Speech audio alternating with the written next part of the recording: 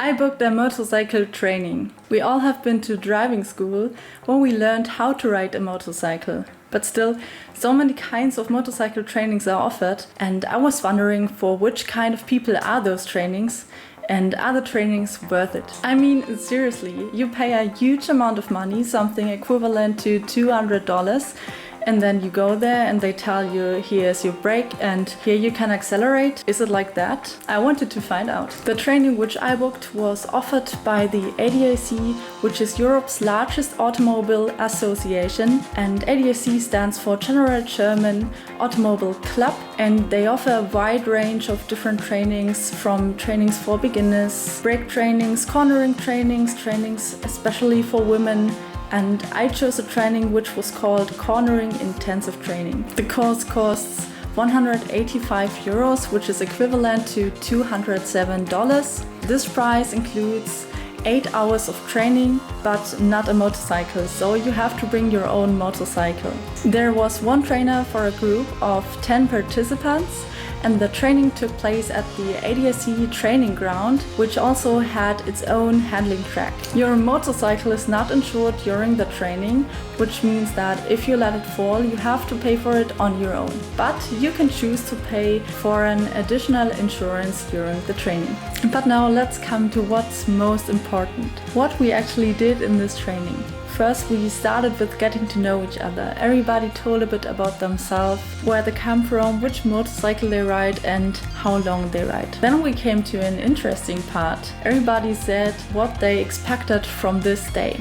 My expectations, for example, were that I wanted to improve my cornering line and as well my line of sight during cornering. Other people, for example, wanted to improve their lean angle, or they just wanted to be more secure during cornering. Then the actual training started.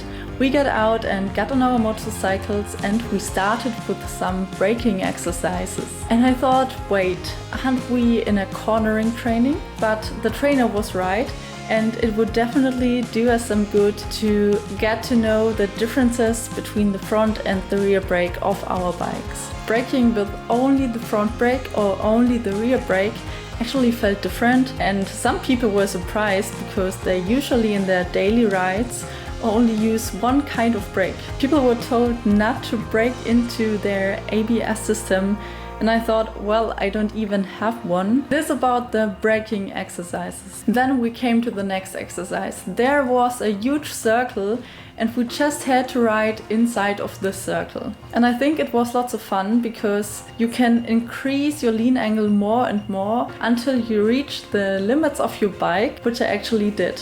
I mean, this circle had perfect conditions, so this is a good way to test the limits of your motorcycle. Then we had different exercises to train our line of sight, which I really appreciated since this was my expectation of the course. In the next exercise, there had been obstacles on the road in the corner, and we had to avoid them. First, we had to fulfill this task only with using our front brake, and then do the same only with the rear brake. And then we had our lunch break, and after lunch, it got really interesting. We went onto the handling track.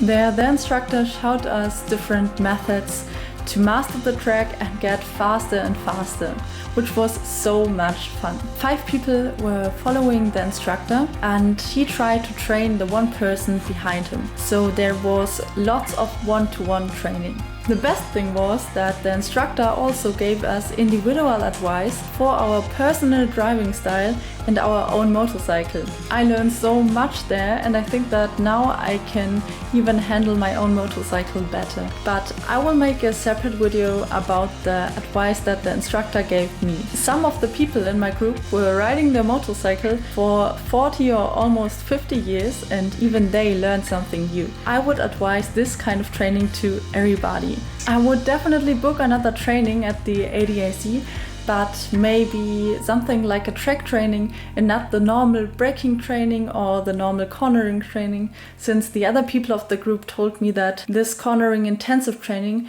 was already on a high level of skills and the other trainings maybe would be boring then. And most importantly, you do not learn these kind of things in your driving school. So this is something way better, and it's also way more fun.